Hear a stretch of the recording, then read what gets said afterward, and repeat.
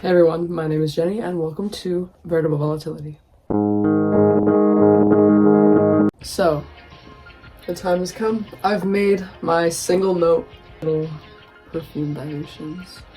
If anyone who is now watching is unaware, basically what I've been thinking about doing for the past couple of months now is taking perfume molecules, single perfume molecules, and just making pure dilutions of them to sort of cosplay escentric molecules up in this bitch and, you know, just do it my damn self. Because why would I pay extra for an escentric molecules perfume if I could just pay for the raw materials and make little ones myself, you know?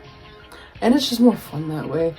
We got 8 dilutions to go through today, and what I'm gonna basically do is smell them all, describe what they smell like to all y'all. Certain perfume molecules really intrigue me for a myriad of reasons. I mean, some of them are just really quintessential. Some of them you can find in literally every perfume, like they're just so ubiquitous. And some of them are just sort of perfect embodiments of really abstract olfactory words that people use. So like ozonic, aldehydic, musky, ambery. So if you're new to the perfume world and you haven't, you know, dabbled in a lot of different fragrances yet, those words can be quite confusing. There's actually one that I forgot to add to my cart, and I'm really sad about that. I have to go order that. So maybe I'll include it in, like, as a little tidbit in a video in the future. But I forgot Ozofleur, which was gonna be my basis for ozonic, the ozonic world of scents. And I don't have that one with me today because I'm an idiot. But I do have an aldehyde with me, and I have ambroxan, which, you know, is a common amber that people use. Overall, why I wanted to make this video is because I feel that the science of smell is really interesting. To understand how the olfactory system works down to, you know, this molecular level is, I feel, just really enlightening. I'm gonna get this one out of the way because it scares me. Aldehyde C12MNA. Now, the way aldehydes work in sort of the chemistry realm is, I don't actually know any of this stuff off the top of my head. I'm using the little AI thing that pops up on Google to help me.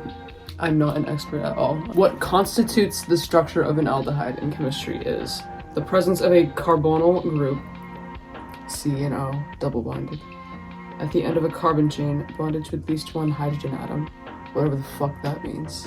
So that's not important. What you basically need to know is that an aldehyde has a certain chemical structure, and they smell a certain way, right? From what I gather, aldehydes can smell anywhere from soapy to waxy to slightly metallic, just overall very sharp and fatty as well. I've heard people describe some aldehydes as fatty, and I'm pretty sure they go from aldehyde C6 to aldehyde C12, and there's different types of C12.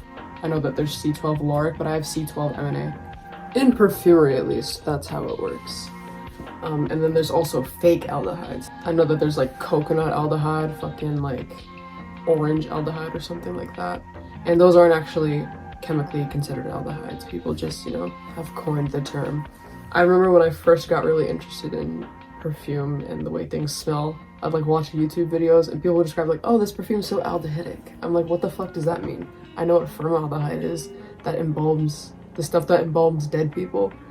I was like, does aldehydic mean it smells like alcohol? Does aldehydic just mean that it's like chemically abrasive? What the fuck? And the more I looked into it, you know, started learning things, and, you know, it just feels just really interesting that I have it right here and I can have like a first-hand impression of what an aldehyde actually smells like. Spoiler alert, when I put these fucking dilutions, solvents together, all I could smell in my room was this damn stuff. I don't want to spray it for that reason. I'm just gonna like open it up and hopefully I don't spill it all over myself when I do this. And so this is terrifying. I'm gonna describe it to you right now. So, the first thing I will say about this is that, as I said, you know, first of all, it's intense. Drown out everything else. This one's very strong. It'll fill up a room. It's a bully. I heard a perfumer off like that Lucky Scent podcast say that. I can attest to that. You know how people say cilantro tastes like soap to some people? This smell is the middle ground between cilantro and soap. It is extremely soapy and extremely cilantro-y. But it's not as if you took cilantro and mixed it with soap. It's the same smell, right? I sound like I'm crazy. Ugh, it's just super, super sharp, and it like lingers in your nasal cavity for a long ass time. I find it interesting too, because when you taste, if you ever lick soap, it's bitter. And so the sensation I'm getting is sort of in between taste and smell. Not that it like exists like lower in my nasal cavity, closer to the mouth, but it's the way soap and cilantro taste is how this smells basically, and it's really unpleasant. That's why I didn't put that much alcohol in it. It's like I'm not gonna make a damn, because I'm not gonna use this. These are the ones I will use. Say like there's this perfume I want to wear, but it's not like vanilla-y enough. I'll probably put some like the vanilla one in it to make it smell more vanilla, you know? You know, some people like aldehydes, but I think aldehydes are, especially thematically, just bullies, and I don't like their personality. Nails on a chalkboard. Her voice probably sounds like nails on a chalkboard if she were a person. And I don't like her vibe. I really don't. She's very chemically and just disgusting behavior. I guess I'll do ISOE Super next. This one is quite pleasant. What I'd have to go off of when I would try to guess what ISOE Super in its pure form smells like is gold minus. Commodities minus scent spaces all have ISOE Super in them, I'm pretty sure. And also I Am Trash from It's Atelier d'Orange. I would try and like extract what those two have in common, and this honestly lives up to my sort of impression. You know, it's like, it's light, it's like sparkly and effervescent. It's also musky and woody, but like in a very light way. You know how like when you smell wood, it's very deep, sometimes it's spicy smell. No, this is a very light smell, almost like paper, but it's not papery. It doesn't smell like paper, but it's wood as if it were light, like the smell of paper, you know what I mean? It's not sweet or anything. It's a very, I don't want to say bland, but if this were like a piece of bread, it'd be a very bland piece of bread. And I find when I smelled it, it smelled a lot like this gem right here. If you watched my Death in Photo video, you know what this is. This is Cosmic Crisis. When I smelled that, I was like, it smells kind of scary. It's because it's in Cosmic Crisis, which is a very fear-inducing scent to me. Ugh. This definitely has an ISOE Super in it. Like a lot of ISOE Super. But that's not to say that ISOE Super smells scary. It's just musky, like a basement. And that musk combined with other terrifying things is what makes this terrifying. Not that that's terrifying on its own, you know what I mean? So I'm just talking about synaptical things. That's why that elicited fear. That's the damn, what the fuck is the scientist's name? Pavlov dog experiment, classical conditioning type shit that's going on in my brain when I smell ISOE Super. Man, y'all, I'm really mad that I don't have Ozoflor right now. I wanted to make a comprehensive video on aroma chemicals, but now I can't because I'm just a stupid motherfucker. Since when have I cared about anything at all? You can see it in my face. Do I look phased? Probably not. Next, I'm going to talk about ambroxan. Now, when I ordered this off of Perfumer's Apprentice, I realized, damn, that's just expensive. And so I ordered it at a 10% dilution. Already diluted in that vial. So say I made a 10% dilution in this little 15 ml bottle, that would mean that 1% is ambroxan in this bitch. But still, I mean, it's one of the stronger smelling dilutions I have here today. It's almost sweet, but ambroxan is like really crispy. It's like, oh yes, satisfying, right? And it smells like pheromones. So imagine that you're sweating. Like sometimes I notice it on myself, or I notice it on other people, like when you get really up close and personal to people. Ugh, gross, I know, but like not like body odor, but like that little salinity that's going on. It's not bad. It doesn't smell like disgusting, like sweat. It smells like somebody's pheromones, like someone's natural smell. It's woody, it's salty, and it's also warm. And I find that there's no gender to the way that this smells at all. We often think of smells as having a gender. Flowers are female, woods are masculine. But no, this is like surprisingly right in the middle. And the notion that you know, as far as I've heard, ambroxan is like the all-encompassing ingredient for men's colognes. I was expecting ambroxan to smell more masculine, but I was surprised upon first impression that no, this just smells like a human being, you know? It's nice. I really like ambroxan. It's a nice smell. Benzyl salicylate, the solar molecule. Now, in an abstract sense, solar can mean smelling like things that remind you of the sun, like the beach, coconut, sunscreen, and white florals also. I don't really know what the fuck that has to do with the sun, but people say white florals remind them of the sun, and honestly, I kind of agree. It's just something that we agree on. Okay. You know how sunscreen is scented, often of coconut, of flowers sometimes? Take all that away. Benzyl salicylate smells like the most essential part of sunscreen, the part that serves the purpose of blocking out the sun. I wouldn't say it's particularly pleasant, but what I will say, it is very summery, very sunny, because benzyl salicylate actually is an ingredient in sunscreen. Is it the active ingredient? I'm not sure. I just know that it's in a lot of sunscreens, hence the association. It's not floral, it's not sweet, it's almost green, almost metallic, not metallic, but like on that borderline. That's the best way I can describe it. This next one may be my favorite, ethyl maltol. If, say, you were trying to get into perfumery and you love gourmand, this is going to be your go-to. Ethyl maltol smells like burnt sugar, almost like fake strawberry, like buttercream. It's creamy, it's like cakey, and it's just delicious. Baccarat Rouge, half the battle of that is ethyl maltol. From what I know about Baccarat Rouge, it's a very simple formula. It's like this and like 2 other molecules is what makes that up. I will be using this to add a nice gourmand kick to whatever I have on that day. This next one is gonna piss me off, vanillin. Now, from what I've read online, vanillin is supposed to be like turbo ultra vanilla. It's often what, you know, people who make flavors use. It's used in perfumery all the time for vanilla scents. What people think of when they think of the smell of vanilla is actually the smell of vanillin. A real vanilla pod probably doesn't smell a lot like vanillin. And the worst part is, I can't smell this at all. It might have to do with the fact that this is a base note, which means it's not going to hit you in the face right away. You need to give it time. You need to be very patient with it.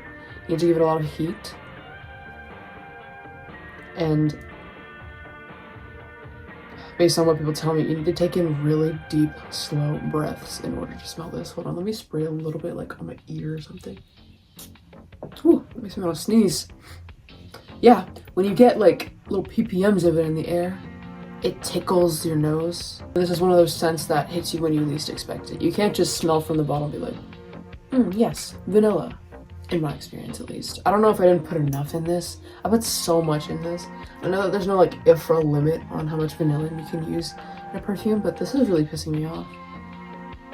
But I do find that, at least as I was walking around the house, a tiny little trace of a vanilla smell would sort of surprise me. I'm like, hey, maybe it doesn't smell like nothing. I don't know. I don't think I'm doing this right. Maybe I have to put more, but honestly, I added so much to this. I don't know how much more it can take. It might become super saturated. But honestly, it probably wouldn't, because I mean, people say you can dissolve a lot of it into alcohol. I might just have to do that, because I still have a lot of it left. I probably will end up doing that. But honestly, the smell of it, you can smell it straight from, it comes in crystal form. Same thing with the ethyl maltol, those come in crystals. When you smell it straight up, I do get a very faint smell. It's not strong like that. It's not loud. It's not loud. It's not right in your face. It's more of a slow burn. I'm sure like when I go in the shower and like the steam heats things up, I'll start smelling it a little bit more. But yeah, this one, I'm not a very patient person at all. And being someone like me, this one will really piss you off. I may as well talk about hedione now. Another one that is really frustrating because, again, you can't just go up to it and be like, hedione, at least in my experience. Now, hedione is considered a middle note, whereas vanillin is considered a base note.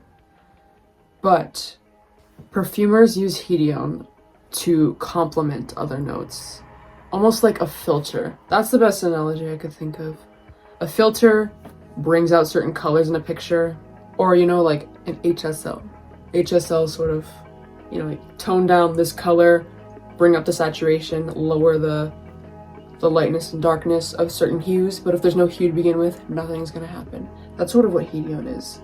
I do smell it. I did the same thing like I did with vanilla. I sprayed it on my ear and like just closed my eyes and meditated. Because my ear is close to my face, it can, you know, travel out.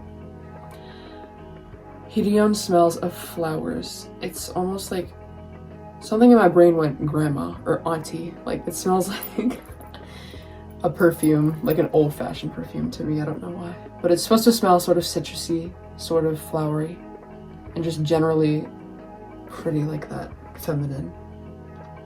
And I'm sure if I were to spray this on top of one of my perfumes that I already have in my collection, it'll sort of bring out that femininity and that, you know, brightness. But on its own, it really doesn't do anything. So this might be like a secret ingredient type thing I'll add to other formulations.